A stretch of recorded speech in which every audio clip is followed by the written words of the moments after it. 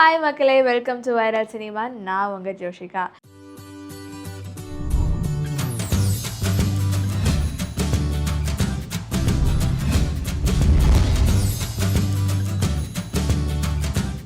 இன்னைக்கு first news எதை பற்றி பார்த்தீங்கன்னா, மணிகண்டன் டைரக்ஷனில் நிமிஷா சஜ்ஜாயன் அண்ட் அசோக் செல்வன் நடிக்க போகிற அடுத்த படம் வந்துட்டு ஸ்டார்ட் பண்ண போகிறாங்க ஷூட்டிங்கு. ஸோ அந்த படத்தோட பூஜா செரமனி நல்லபடியாக முடிஞ்சிருக்கு. ஸோ நம்ம எல்லாருக்குமே தெரியும், நிமிஷா சஜ்ஜாயன் ரீசெண்டாக டிஎன்ஏ படத்தில் நடிச்சிருந்தாங்க. ஸோ ஆக்டிங் வைஸ் அவங்க அவ்வளோ அழகாக நடிச்சிருந்தாங்க. ஈவன் அசோக் செல்வன் சார்லாம் சொல்லவே தேவையில்லை, அவ்வளோ அழகாக நடிப்பாங்க. ஓமை கடவுளை படத்துலலாம் ஐயோ என்னப்பா இவ்வளோ க்யூட்டாக இருக்கீங்களேங்கிற மாதிரி தான் ஆக்சுவலி எனக்கு ஃபீல் ஆச்சு. ஸோ எப்படி சொல்கிறது, அந்த ஒரு படத்துக்கு அப்புறம் எனக்கு பிடிச்சது ஏன்னா அந்த கான்செப்ட் வைஸும் அவரோட ஆக்டிங் வைஸ் வந்துட்டு அவ்வளோ அழகாக இருந்தது.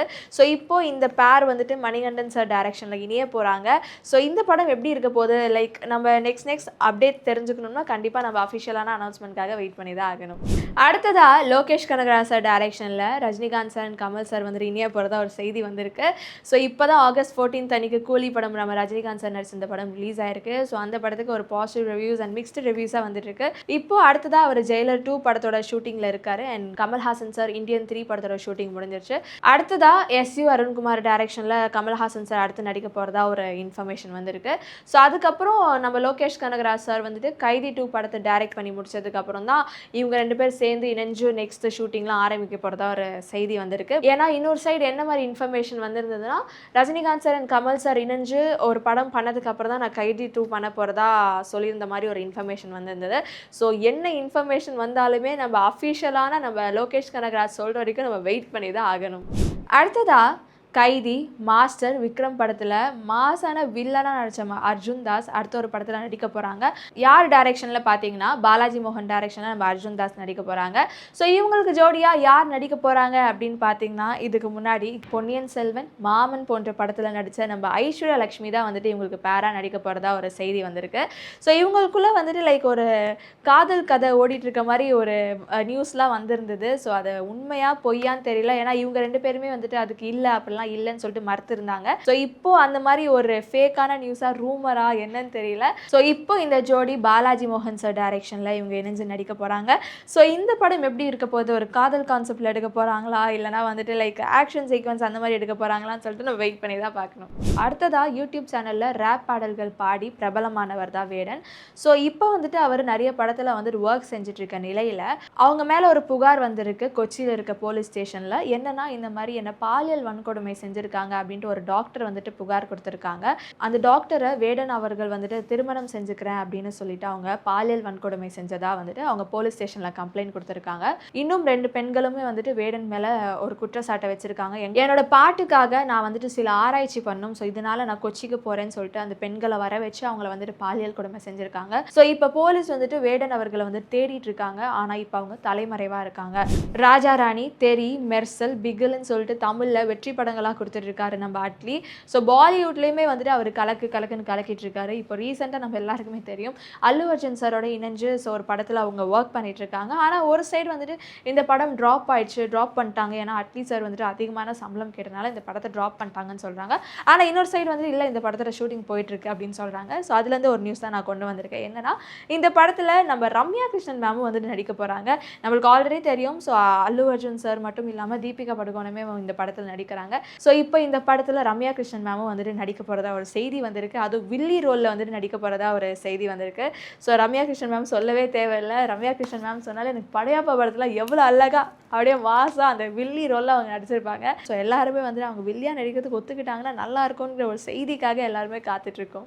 அடுத்ததாக ஒரு சூப்பரான ஒரு நியூஸ். ஸோ என்னன்னா, நம்ம எல்லாருக்குமே தெரியும் KPY பாலாவை. ஸோ நிறைய ரியாலிட்டி ஷோஸில் அவங்க வந்துட்டு பார்ட்டிசிபேட் பண்ணியிருக்காங்க. ஈவன் குக் வித் கோமாளியில் கூட இப்போ வந்துட்டு அவங்க ஒரு படத்துலேயும் ஒர்க் பண்ணிட்டு இருக்காங்க, காந்தி கண்ணாடின்ட்டு. ஸோ அந்த படத்தில் வந்து சாங்ஸுமே வந்துட்டு ரிலீஸ் பண்ணியிருக்காங்க. ஸோ யாரெல்லாம் பார்க்கலையே போய் பாருங்கள். ஈவன் அந்த படத்தோட டைட்டில் டீசருமே ரிலீஸ் பண்ணியிருந்தாங்க, கண்டிப்பாக போய் பாருங்கள்.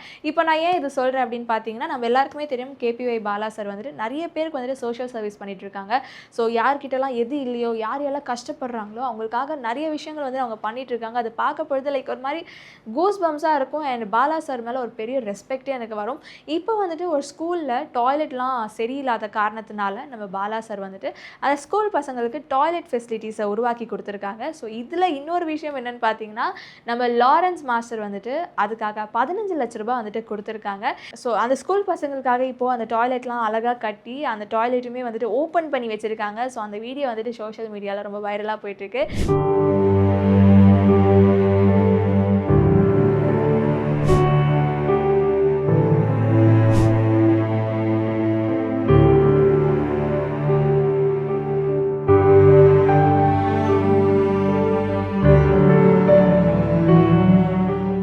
ஸோ அது பார்க்க பொழுது பாலா சார் மற்றும் ராகவா லாரன்ஸ் சாருக்குலாம் லைக் எப்படி சொல்கிறது, ஒரு அவ்வளோ பிளெஸிங்ஸ் கிடைக்கும்னு கூட சொல்லலாம். ஏன்னா எத்தனை பேருக்கு அவங்க வந்துட்டு உதவி செஞ்சுட்டு இருக்காங்க. ஸோ அந்த உதவி செய்யணுங்கிறது லைக் அந்த ஒரு தாட் எல்லாருக்குமே வராது. பட் வரவங்கலாம் நல்லா இருங்கங்கிற மாதிரி தான் இருக்குது. So Raghava Lawrence sir and KV Bala சாருக்கு வந்துட்டு ஒரு பெரிய வாழ்த்துக்களை வந்துட்டு தெரிவிச்சுக்கிறோம்.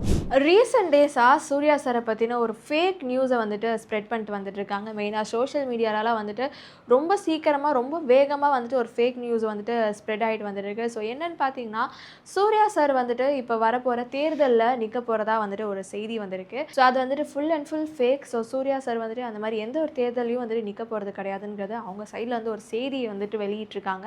ஸோ நிறைய பேர் வந்துட்டு ஐயோ சூர்யா சார் சட்டமன்ற தேர்தலில் நிற்க போகிறாங்களாங்கிற மாதிரி எல்லாருமே ரொம்ப ஆச்சரியப்பட்டு இருக்காங்க. ஸோ அது எல்லாமே ரூமர். ஸோ சூர்யா சாருக்கு அந்த மாதிரி ஒரு தாட் கிடையாது. அவரோட ஃபுல் அண்ட் ஃபுல் ஃபோக்கஸ் வந்துட்டு வெறும் ஆக்டிங்கில் மட்டும் தான்ங்கிற மாதிரி அவங்க சொல்லியிருக்காங்க.